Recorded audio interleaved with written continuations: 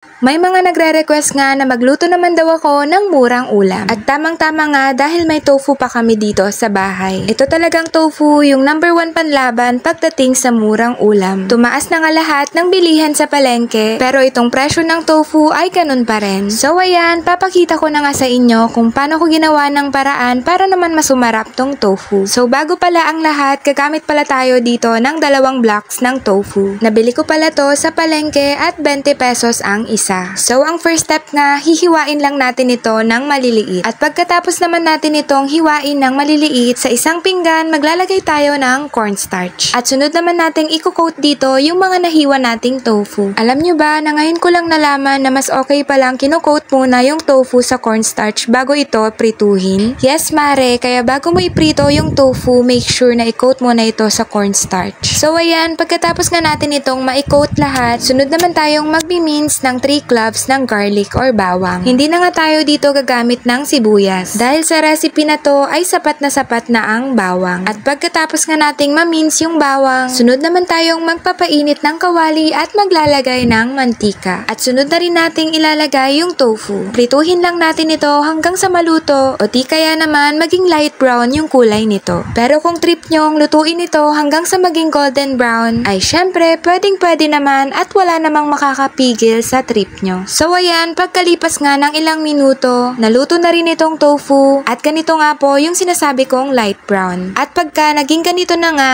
haunin na agad natin ito sa mantika. Gagamit lang din tayo dito ng strainer para naman males yung oil. So ayan, sunod naman tayong gagawa ng ating sweet and salty sauce. Sa isang pinggan, maglalagay tayo ng 2 tablespoon soy sauce. Sunod naman tayong maglalagay ng 1 tablespoon oyster sauce. Gagamit din tayo ng 2 tablespoon banana ketchup, 1 tablespoon brown sugar. Pwede din naman gumamit ng puting asukal. Maglalagay din tayo ng kunting black pepper or pamintang durog, 3/4 cup of water. Gagamit din tayo ng 1 tablespoon of cornstarch. And last, ilagay na rin natin itong na-mince na garlic. At sunod naman natin itong hahaluin hanggang sa tuluyan ng matunaw yung nilagay nating brown sugar at cornstarch. At pagkatapos nga natin itong haluin, sa pinagprituhan lang din ng tofu, pero tanggalin lang natin yung mantika at pagka mainit na nga tong kawali, sunod na rin nating ilalagay yung ating sauce at lulutuin lang natin ito hanggang sa tuluyan ng lumapot. Tinikman ko nga at parang may kulang. Kaya ayan, nag-add lang din ako ng kunting seasonings. Kaya tikman-tikman nyo lang din para alam nyo kung may idadagdag pa kayong pampalasa. Tinikman ko nga ulit at saktong-sakto na yung lasa. Tignan nyo naman at napa-approve pa talaga ang inyong momshi. So ayan, pag okay na yung ating sauce, ilagay na rin natin dito yung napritong tofu. Halu-haluin lang din natin ito hanggang sa makoat na lahat ng tofu. And after nga nyan, pwedeng-pwede nyo na rin itong iserve. Syempre, perfect na perfect tong partneran ng mainit na kanin. Naglagay lang din ako ng sesame seeds on top.